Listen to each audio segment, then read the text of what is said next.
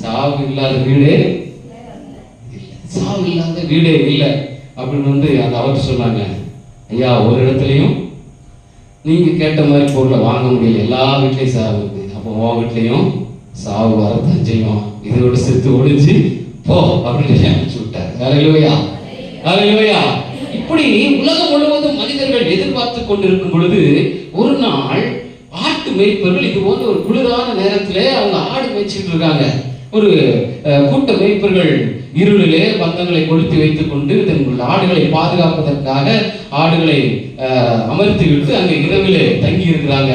திடீர்னு பார்த்தா அவங்களை சுத்தி ஒரே வெளிச்சம் வந்துருச்சு. ஒரே வெளிச்சம், மாபெரும் வெளிச்சம் வருகிறது. அவங்க எல்லாம் பயப்பட்டு நடக்கும் பொழுது அங்கே ஒரு தேவ தூதன் அவர்களுக்கு முன்பாக தோன்றி அவர்களுக்கு ஒரு தகவலை சொல்லுகிறார். என்ன சொல்லுகிறான்? உலகத்தின் இரட்சகர் இன்றைக்கு பெத்லகேம்